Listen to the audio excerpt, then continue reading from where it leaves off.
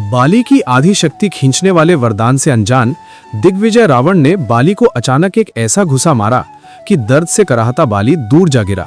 और जैसे ही बाली ने यह देखा कि यह दुस्साहस रावण ने किया है, बाली के क्रोध का ठिकाना न रहा। बाली क्रोध से गर्जना करते हुए उठा और पास ही पड़े एक चट्टान को उठाकर रावण की ओर ऐसे फेंका कि रावण दर्द से कराहता हुआ दूर जा गिरा। बस फिर क्या था, बाली और रावण दोनों को समझ आ गया कि आज के युद्ध में विजय पाना आसान नहीं होगा। बाली और रावण दोनों ही तीव्र गति से गर्जना करते हुए अपनी पूरी शक्ति से प्रहार करने के लिए एक दूसरे की ओर बढ़ रहे थे। बाली अपनी विशाल गदा को ऐसे पकड़े दौड़ रहे थे कि एक ही गदा में रावण का अंत कर देंगे। वहीं रावण अपने हाथ में भगवान शिव से प्राप्त चंद्रहास खड्ग लिए ऐसे जा रहा था मानो एक ही प्रहार में बाली का सर धड़ से अलग कर देगा। और तभी एक प्रचंड आवाज के साथ बाली की विशाल गदा और रावण की शक्तिशाली खड्ग के बीच भयानक टक्कर होते ही ऐसा विस्फोट हुआ मानो पृथ्वी पर प्रलय शुरू हो गया हो। यह विस्फोट इतना भयानक था कि बाली तथा रावण दोनों ही उस विस्फोट से दूर जा गिरे। दोनों ने एक दूसरे को घूर कर देखा और रावण ने तुरंत अपनी माया से अग्नि के अनेक गोले को प्रकट कर बाली की ओर प्रहार कर दिया। और जैसे ही अग्नि के वे गोले बाली के ऊपर बरसने वाले थे, वैसे ही बाली ने अपने गधे को प्रणाम कर कोई मंत्र पढ़ा और तभी बाली के चारों ओर जल रूपी एक ऐसा सुरक्षा कवच बना जिसने कुछ ही समय में रावण के माया से आए सभी अग्नि के गोलों को नष्ट कर दिया। अपने अचूक प्रहार को नष्ट होता देख रावण ने अहंकार से गर्जना करते हुए एक भयानक काली गदा प्रकट की और बाली पर आक्रमण कर दिया।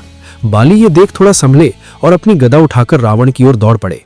दोनों में भयंकर गदा युद्ध छिड़ गया। जब रावण गदा चलाता तो बाली अत्यंत चपलता से पीछे हटकर बच जाते और जब बाली गदा चलाता तो रावण तुरंत अपनी माया से आकाश में उड़कर बच जाता। फिर अगले ही पल रावण बाली के पीछे से आकर प्रहार कर देता।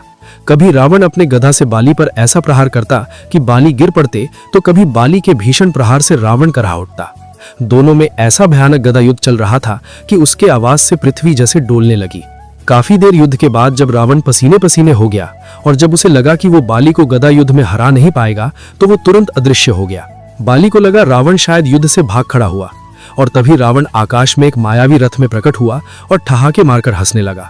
और अब शुरू हुआ बाली और रावण का वो भयानक युद्ध जिसने बाली को अपनी असली शक्ति दिखाने के लिए मजबूर कर दिया। रावण ने बिना समय गवाए अपने भयानक गदा को बाली की ओर चला दिया।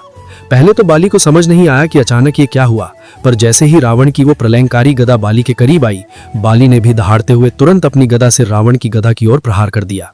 दोनों गदा एक दूसरे की तरफ ऐसे बढ़ रही थी मानो ये गदा नहीं ब्रह्मास्त्र हो। और तभी उस दोनों गदा के टकराने का ऐसा भयानक विस्फोट हुआ कि आकाश में स्थित देवता भी कांप उठे।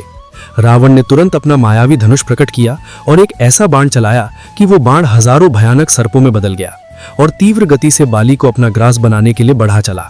ये देख बाली ने भी अपना दिव्य धनुष प्रकट किया और एक ऐसा बाण चलाया कि वो बाण हजारों गरुड़ में बदल गया और रावण के सभी सर्पों को नष्ट कर दिया। रावण ने अपने अनेक अस्त्रों से बाली पर प्रहार किया और बाली ने भी उसका समुचित उत्तर दिया। पर असली रोमांच तो तब आया जब धीरे धीरे करके रावण के सारे अस्त्र विफल हो गए और तब रावण क्रोध में आकर ब्रह्मास्त्र अस्त्र का आवाहन करने लगा। ये देख बाली क्रोध से तमतमा उठा। उसके क्रोध का ठिकाना न रहा।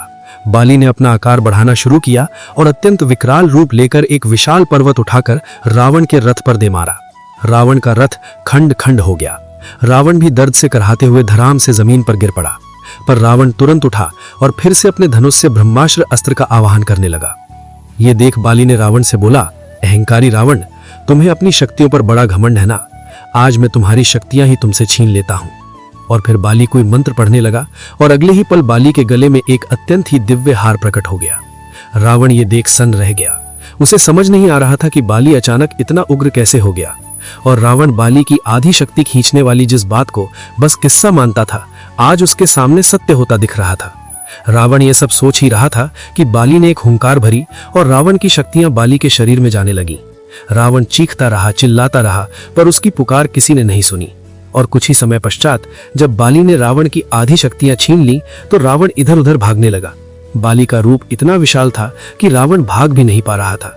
जैसे जैसे बाली काल की भांति रावण की ओर बढ़ रहा था, रावण का डर बढ़ता जा रहा था। अब रावण के शरीर में पहले जैसा बल भी नहीं रहा और बाली का शरीर दिव्य शक्तियों से चमक रहा था। बाली गर्जना करता हुआ रावण के पास पहुंचा और उसे अपनी मुट्ठी में दबाकर ठहाके मारकर हंसते हुए कहने लगा, तो क्या यही था तुम्हारा बल रावण? इसी बल से तुमने देवताओं को परास्त किया था। अब देखो मैं कैसे तुम्हारा अंत करता हूं। इस पर रावण बोल उठा, बाली, मैं रावण हूं। तुमने भले ही कुछ समय के लिए मुझे परास्त कर दिया है, पर मैं इसका बदला अवश्य लूंगा। ये सुन बाली ने सोचा, अगर मैंने रावण को मार दिया तो कोई मेरा विश्वास नहीं करेगा कि मैंने रावण को हराया है। और ये सोच बाली ने रावण को अपनी कांख में दबाकर जंगलों पर्वतों के बीच छलांग मारने लगा। बाली जहां भी जाता सबको दिखाता, देखो मैंने रावण को हराया है। और जब ऐसे ही 6 महीने बीत गए तो बाली की उछल कूद से घायल रावण करुण स्वर में बाली से क्षमा मांगने लगा और बाली को अपनी मित्रता का प्रस्ताव दिया। इस पर बाली ने दया करके रावण को छोड़ दिया और रावण की मित्रता स्वीकार कर ली। और इस वीडियो में देखिए कि हनुमान जी ने यमलोक में घुसकर ऐसा क्या किया कि यमराज डर कर भागने लगे।